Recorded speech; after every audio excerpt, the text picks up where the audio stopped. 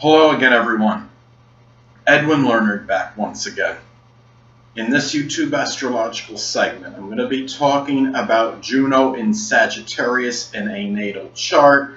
Well, the first thing is if you have Juno in Sagittarius in your natal chart, you may attract someone as far as a significant other or marriage partner, someone that has Sagittarius prominent in his or her chart.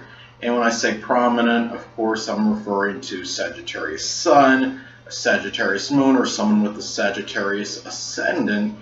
Or it could simply be somebody that embodies Sagittarius-like characteristics. This could also be somebody that may be involved in a Sagittarius profession. It could be somebody in theology, someone affiliated with travel, such as a pilot, a person that works in the travel agency. It could be somebody that may be in exploration.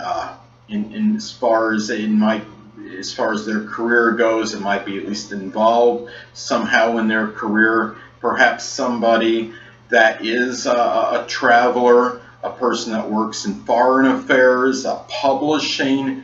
This could be somebody that works as a professor, a person that really, it could just simply be a person that has someone that works with horses even, perhaps. That could be another possibility. Now, and as far as Juno in Sagittarius goes, some other things associated with this placement. Well, the first thing is you may desire that significant, or I should say you need or require that significant other or marriage partner that is a person that is very expansive or upbeat and optimistic.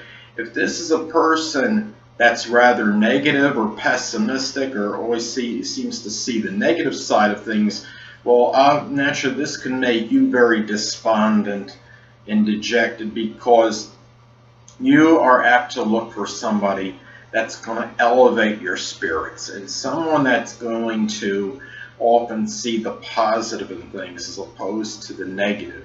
Now, this could also be a person that you like to do outdoor activities with together. The thing about this too, with this placement, is the one thing to be wary and careful of is that if you have Juno in Sagittarius in your natal chart, it's really important with this placement in many instances to not have a relationship become stagnant or monotonous. This is a person that really likes to really like to do things, and really someone that could get bored rather easily. The person that has this placement, or the person that they attract or connect with as far as a marriage partner or significant other. This is about Sagittarius as a sign, of course, connected with expansion and always wanting to expand. Now, and it really, it's something where if there's any kind of really stagnation or anything where the relationship becomes where it hits a point where it's still, and if there's no adventure in it anymore, then there's a greater chance that this person or the person that the person connects with might grow tired of it and move forward. Sagittarius is, of course, an adventurous sign.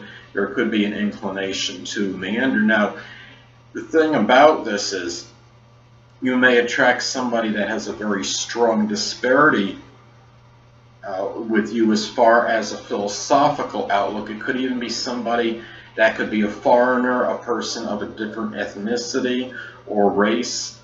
This could also be something about the relationship where you might not always see each other as consistently as the average couple would.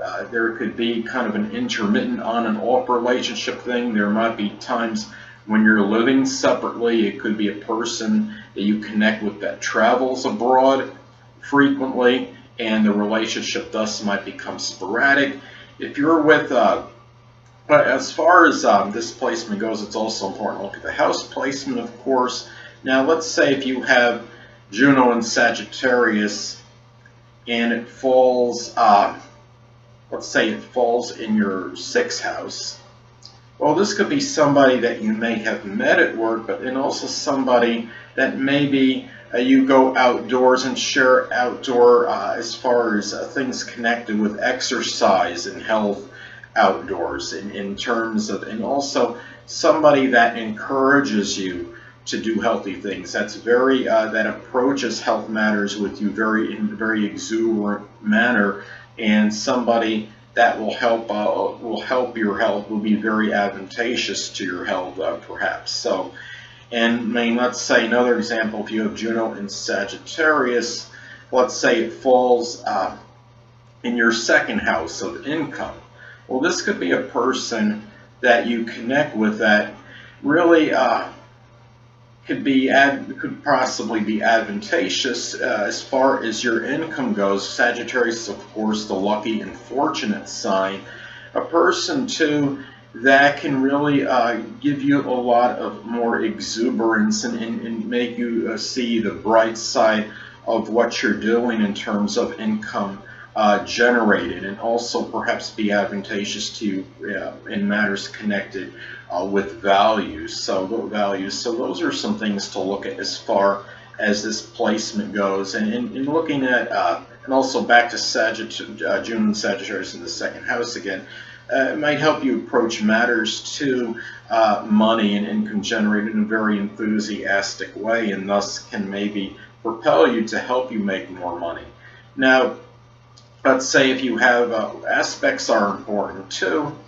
If you say you have Juno in Sagittarius in your chart, and let's say it makes a adverse aspect to your Jupiter, say a square, opposition, or even inconjunct, you may attract somebody, unfortunately, that might try to indoctrinate you and may try to force you to conform to his or her own philosophies and beliefs. So that's something to be careful of. If you have a positive aspect between, let's say, your Juno in Sagittarius and your natal Jupiter, say a sextile or trine, well, your philosophies, even if they differ from this person, you could be more accepting of each other, and there's beliefs, and there's less chance that that person will try to indoctrinate you and try to conform and get you to conform with their belief system, and vice versa. Well, anyway, people, that will conclude this YouTube astrological segment for Juno in